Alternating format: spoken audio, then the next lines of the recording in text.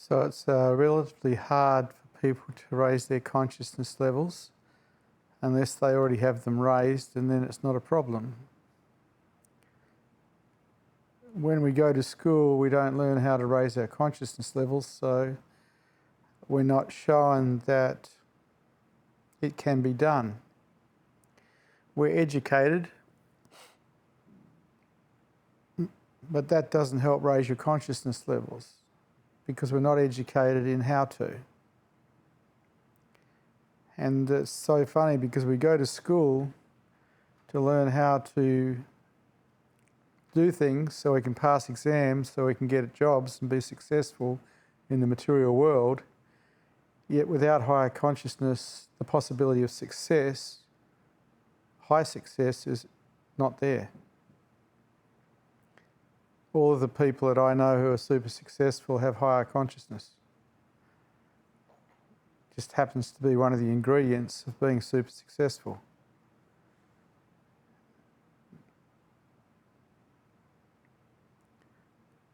We have a group here that are interested in it, and hopefully the group supports itself and supports its members because the group is a spiritual family. I had a lot of mentors in my life, but I did never have the support of a spiritual group because Western spiritual groups don't really support each other. They're too selfish. They're too self-obsessed.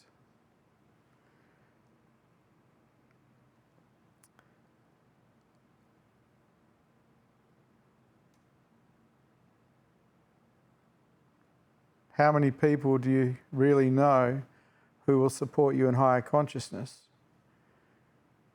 If you can count someone in your family, you're extremely lucky, because that's highly unlikely. If you can count any of your friends, that's pretty unlikely too. And then you've got to look at, well, why? Why wouldn't people support you in high consciousness? And it's very, very, very simple. Everybody already has you pegged. They've already worked you out. They already feel safe with the way you are. They don't want you to change. Why would they? They're comfortable with the way you are. And if you get into higher consciousness, you are going to change. There is just no doubt about that. So most people, for their own benefit, will not support you in raising your consciousness levels, because you might decide to leave them out as your consciousness levels gain. And the truth is that will probably happen, because birds of a feather tend to flock together, and people who start gaining higher consciousness like to hang out with people who are a bit more switched on than people who have the same drama every day, every week, every month, every year, forever, which is what lower consciousness affords. And so it's hard for people who are into higher consciousness because they're not likely to get support from very many people, if any. I mean, I had support from my teachers. That was about it. When I started to really raise my consciousness levels high, I got no support at all from any of my peers. In fact, I got the opposite. People tried to pull me down, tried to discredit me. The tall poppy syndrome is pretty prominent in the spiritual world as well as the material world. Got to a degree where I couldn't find anyone in Australia to talk to about higher consciousness because there wasn't anyone that I could find who was my equal. So I had to do it alone. The Buddha stated that there is a triple gem, the three jewels. The Buddha, the teachings of the Buddha, and the Sangha of the Buddha. The whole idea of the Sangha is a support group for those who are raising their consciousness levels. and a support group for the Buddha. But as Westerners, it's difficult because it's not what we've been programmed to do. We've been programmed to be selfish, self-obsessed, and win. We don't get to be programmed to support each other. But we are a spiritual family here, and we do have this opportunity to support each other in whatever ways we can, and to a large degree we do here. It makes us very healthy and very nourishing. But it is odd to see in the West. I saw more of it when I was in India.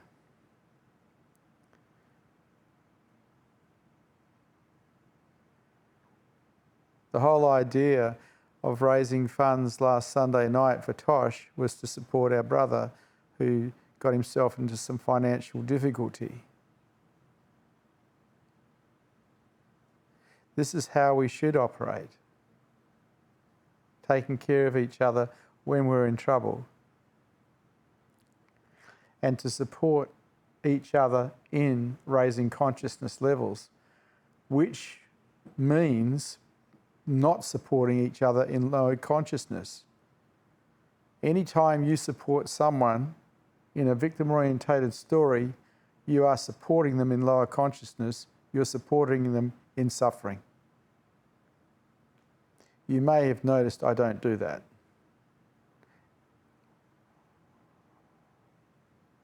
Because I consider myself your friend.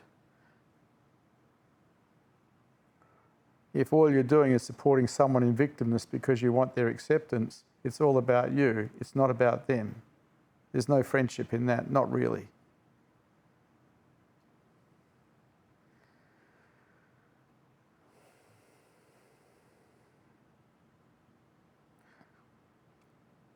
I'll listen to people's stories, but I won't support them in their victim orientation. People like to be heard, so I listen.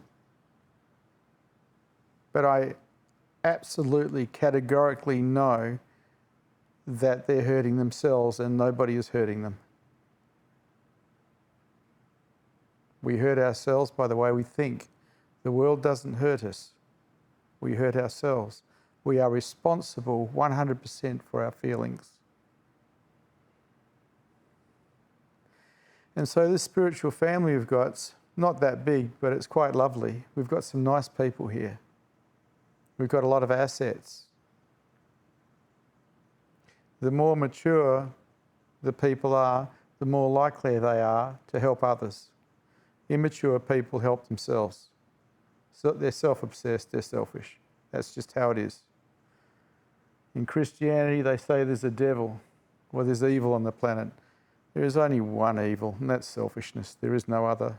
If there was no selfishness on this planet, we wouldn't have any wars, we wouldn't have terrorism, we wouldn't have murders, we wouldn't have theft, we wouldn't have famines.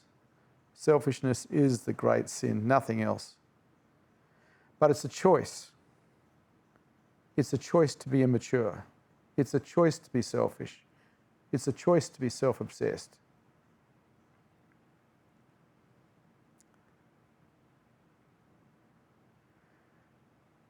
In maturity, we would be all serving each other, because that's what mature adults actually do.